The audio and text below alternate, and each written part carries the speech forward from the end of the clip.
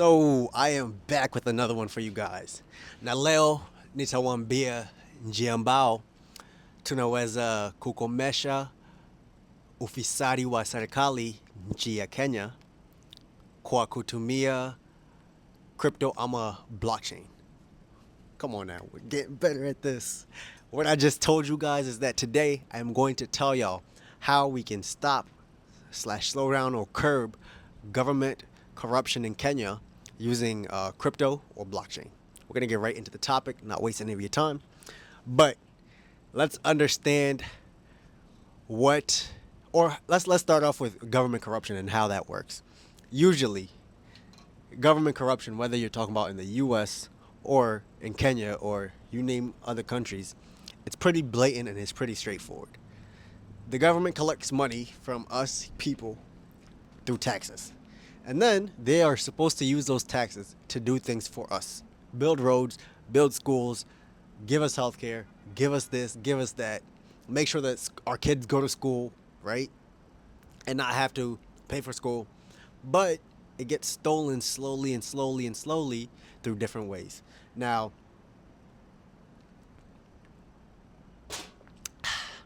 I talk a lot. Now, it gets stolen in multiple different ways. Somebody's listening to me on another rooftop. It gets stolen in multiple different ways, right? It can You can look at it from the perspective of like the US. The US has a lot more systems in place that prevents blatant stealing, like taking a government account and just transferring money directly to Jimmy's account. That can't probably fly here in the US that easily. But in Kenya, it's the wild, wild west, the way our government operates. I was looking at it from the perspective of, okay, if government stealing is just blatant and sometimes so careless back in Kenya, why not force all government transactions and all government dealings with any funds, any money, anything that the government does with money has to be operated on a blockchain? Now, we understand corruption, government stealing money and how they steal it, multiple different ways. They could set up shell companies. They could win tenders to themselves. Let's say they're trying to build a new road or a new bridge. They could set up a company through their family and then give off that bid to build that road to their family and pay extra amount of money for the roads. You guys know there's a million different ways how to do it. Here in America, it's a little harder. Back in Kenya, they almost don't care. So now we're going to talk about blockchain and crypto and how that can actually stop the blatant stealing. Now let's understand this. Right now, the current way we steal is through regular bank accounts. You have government accounts that somebody oversees. Let's say somebody's overseeing the health sector in Kenya. And then they are supposed to obviously pay the health workers, pay the hospital bills, pay the, equipment bills for all the stethoscopes and machines, you name it. They're supposed to properly disperse this money. And a lot of the times they're overseeing it go to direct accounts, A, B, C, D. The problem with that is that you have situations where people will set up fake identities and just pay out money to them. You'll see situations where somebody's been working at a location for 6 years getting paid, but that's not a real person. So when you bring in crypto into the equation slash blockchain, blockchain on its own is a cryptographic technology. Crypto is not just for making money and getting rich. It's an actual technology that's been here for quite a while. Quite a long time. People study it. It was used in world wars to hide messages and decode things. So when you hear crypto, don't just think that people are trying to get rich and make a quick buck. There's actual technology underlying that. What that technology does with blockchain is it creates a ledger, basically a long list of like history recordings of every transaction that's happened on that blockchain. When you think of a chain, you know how chains have links? Every time somebody sends money and does something, another link is added with proof and a a recollection of where it went, where it came from, how much, at what time, through what network, what transaction number. You can go back and see so much of what that actual transaction consisted of by looking at that block in the chain. Get it? Blockchain. Every transaction is a block on the chain. So when governments in Kenya go to steal money and they set up fake individuals and fake this and just transfer money directly to bank accounts, We can't see what happens between bank accounts. When Jimmy sends money to Kenyan human number one, right? That's a private transaction between our banks. Yes, the banks can see it, but the public can't. I believe that government transactions, since they are using our money to do things, we should be able to see it directly. What does a blockchain allow you to see? Every block on the chain. If you put every government transaction and every government operation on a blockchain that's open to the Kenyan public, now, obviously, the blockchain obfuscates certain information.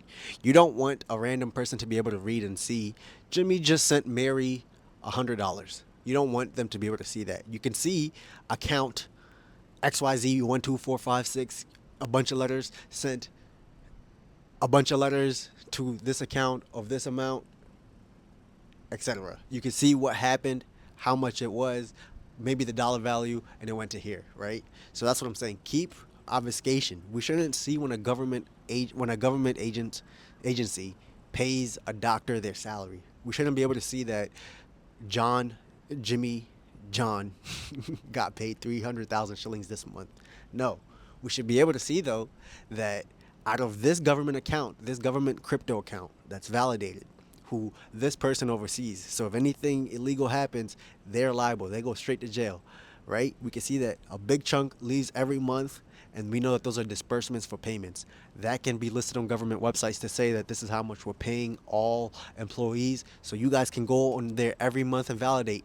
Did that number go up or down? Okay, it went up. Why did it go up? Did we hire more employees? This and the other? All that stuff can be validated. So I want to tie all this in together.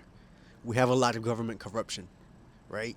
In a perfect world where Jimmy's in charge and I control everything, every transaction that the government does is on the blockchain. If we're building a new road, right, we only operate in Kenya coin. Let's imagine that there's Kenya coin, and that Kenya coin has to be tied 1 to 1 with 1 shilling, meaning we can't go printing fake Kenya coins and not have the real thing in the bank, right?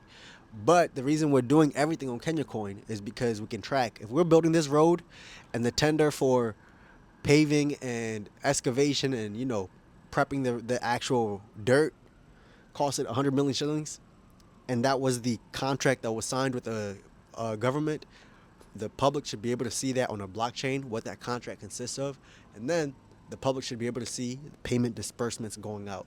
Okay, we know that we pay 25% up front. Once 25% of the work is done, we pay the next 25%. We should be able to see that, and the public can come and confirm and be like, yo, we paid 25%. They didn't do nothing. Nothing should be getting dispersed. I hope you guys get the point.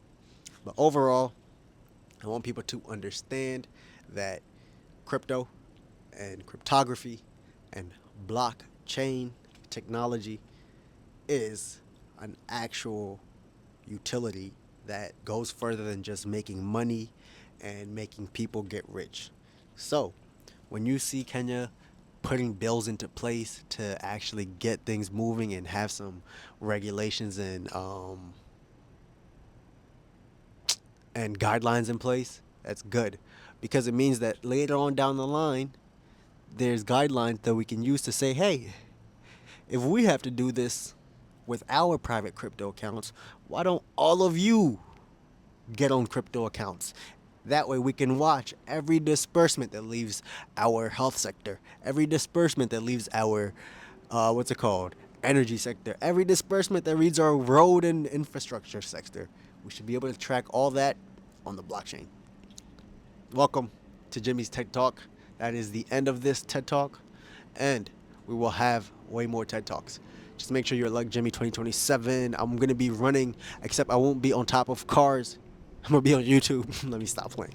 I love you guys. I hope you guys enjoyed this episode, but this is just Jimmy freeform.